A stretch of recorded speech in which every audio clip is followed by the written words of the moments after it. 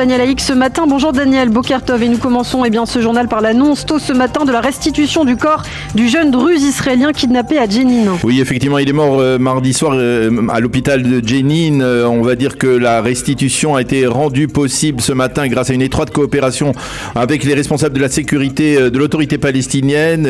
C'est l'office de coordination et de liaison entre Israël et l'autorité palestinienne qui a pu réaliser cette opération. La famille Ferro a identifié le corps au poste de passage de Salamé, près de Jenin. Je vous rappelle que Ferro est donc mort mardi à l'hôpital de Jenin après avoir été victime d'un grave accident de la route. Selon son père, les terroristes l'ont kidnappé alors qu'il était encore vivant et il est mort des suites de cet enlèvement. Selon certaines sources, Israël aurait exercé de très intenses pressions sur l'autorité palestinienne afin qu'elle permette la restitution du corps.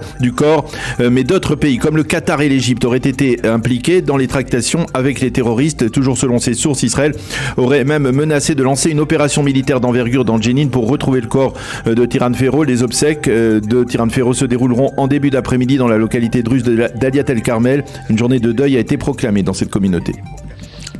Et puis pendant ce temps, les forces de sécurité israéliennes sont toujours à la recherche du ou des responsables du double attentat d'hier à Jérusalem. Oui, pour l'instant, les enquêteurs de la police et du Shin Bet étudient toutes les pistes, mais sans succès. Selon certaines informations, il se pourrait que cet attentat ait été commis par des Palestiniens de Jérusalem-Est qui disposent d'une carte d'identité israélienne et peuvent donc circuler plus facilement dans la capitale. Mais pour l'instant, l'enquête se focalise sur les services de renseignement. Des sources sécuritaires estiment que les terroristes ont été entraînés par des experts en explosifs palestiniens, mais il est pour l'heure difficile de savoir quelle organisation terroriste les a aidés. Il faut souligner que le Premier ministre sortant Yair Lapid a tenu au courant son successeur Benyamin Netanyahou des démarches entreprises par les forces de sécurité pour retrouver les terroristes. Nous les retrouverons, a promis hier Yair Lapid. Ceci étant, hier après-midi, les obsèques d'Arieh Chopek, 16 ans, qui a été assassiné lors du premier attentat à la sortie de la ville, se sont déroulées au cimetière de Givat Shaul à Jérusalem. Plusieurs centaines de personnes ont assisté à cet enterrement.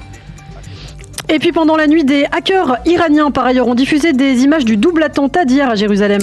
Oui, apparemment, ces hackers qui se font appeler Maté Moshe auraient réussi à prendre le contrôle des caméras de sécurité qui se trouvaient sur place.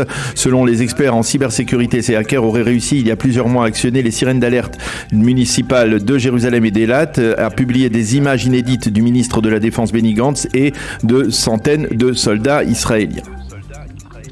Dans ce contexte de tension, la mère de Salah Hamouri a envoyé une lettre à Emmanuel Macron et lui a demandé d'œuvrer en vue de sa libération des prisons israéliennes. Salah Hamouri est en détention administrative en Israël depuis le mois de mars dernier. Sa mère réclame de Macron, je la cite, une intervention ferme et effective auprès des autorités palestiniennes pour obtenir sa libération. Hamouri est considéré comme membre du FPLP, l'une des organisations terroristes palestiniennes. Il avait déjà purgé il y a 15 ans une peine de prison en Israël pour avoir projeté d'assassiner le grand rabbin Ovadia Yosef.